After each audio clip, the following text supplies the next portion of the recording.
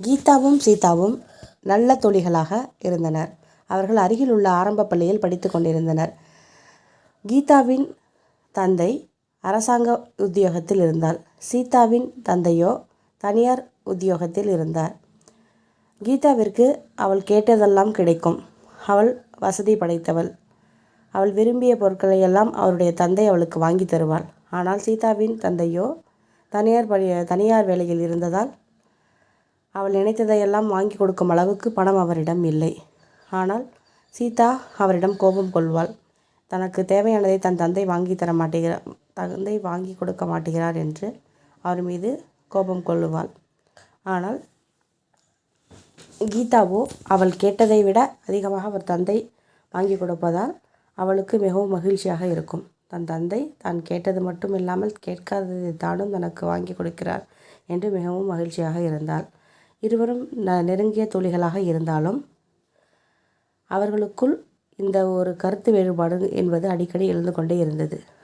கீதா அடிக்கடி சீதாவிடம் கூறுவாள், என்னுடைய தந்தையை பார், நான் கேட்பதையெல்லாம் வாங்கி கொடுக்கிறார், நான் கேட்காதையும் கூட என்னிடம் வாங்கி கொடுக்கிறார். ஆனால் உன்னுடைய தந்தையோ உனக்கு நீ கேட்கும் பொருளை கூட வாங்கி கொடுப்பதில்லை என்று சொல்லி ஏளனம் செய்வாள். அவர்கள் நல்ல தோழிகள்தான். இருந்தாலும் அவர்களுக்குள் இந்த கருத்து வேறுபாடு அடிக்கடி வந்து கொண்டே இருந்தது. சீதாவிற்கு மிகவும் வருத்தமாக இருக்கும். நமக்கு அப்பா கேட்டதை கூட வாங்கி கொடுக்க மாட்டேங்கிறார், கீதாவின் அப்பாவோ அவள் கேட்டதை விட கேட்காதையும் வாங்கி கொடுக்கிறார் என்று எண்ணிக்கொள்வாள். அடிக்கடி அதனால் அவனுடைய தந்தையிடம் கோபமாக நடந்து கொள்வாள். காலங்கள் ஓடியது. ஒரு நாள் கீதாவின் தந்தையை கைது செய்ய அதிகாரிகள் வந்தார்கள். அன்று பள்ளிக்கு கிளம்ப ஆயத்தமான சீதா வெளியில் வந்து பார்த்தால் அவருடைய தந்தையை கைது செய்து கொண்டிருந்தனர். சீதாவிற்கு ஒன்றும் புரியவில்லை. எதற்காக அவர்களை கைது செய்கிறாள் என்று எண்ணிக்கொண்டிருந்தாள். அவ்வாறே எண்ணிக்கொண்டே அவள் பள்ளிக்கும் சென்று விட்டாள். அன்று கீதா பள்ளிக்கு வரவில்லை. அன்று பள்ளிக்கு சென்ற சீதாவிற்கு ஒரே யோசனை, எதற்காக கீதாவின் தந்தையை கைது செய்தார்கள் என்று சீதா எண்ணிக்கொண்டே இருந்தாள். அன்று வீட்டுக்கு திரும்பிய சீதா தன்னுடைய தந்தையிடம் கேட்டாள், ஏன் கீதாவினுடைய தந்தையை வந்து கைது செய்தார்கள் என்று கேட்டாள். அதற்கு சீதாவின் தந்தையோ, நீ சிறு குழந்தை அம்மா, அதை பற்றியெல்லாம் நீ தெரிந்து கொள்ள வேண்டாமம்மா என்று கூறினாள். இல்லை அப்பா, நீங்கள் கூறுங்கள், எதற்காக அவர்களை கைது செய்தார்கள் என்று கேட்டாள்.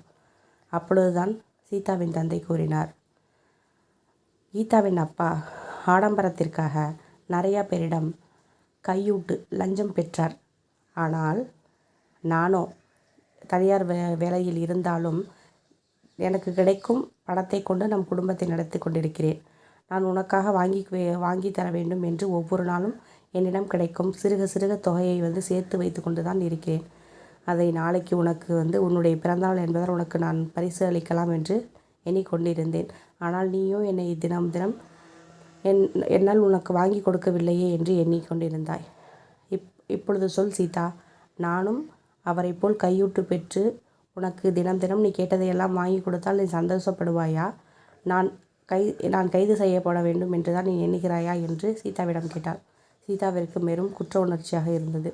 இத்தனை நாள் நேர்மையாக இருந்த தன்னுடைய தந்தையை நாம் தவறாக எண்ணிவிட்டோமே, நமக்கு எதுவும் செய்யவில்லை என்று அவரிடம் கோபம் கொண்டு விட்டோமே என்ற ஒரு குற்ற உணர்ச்சி அவரிடம் ஏற்பட்டது.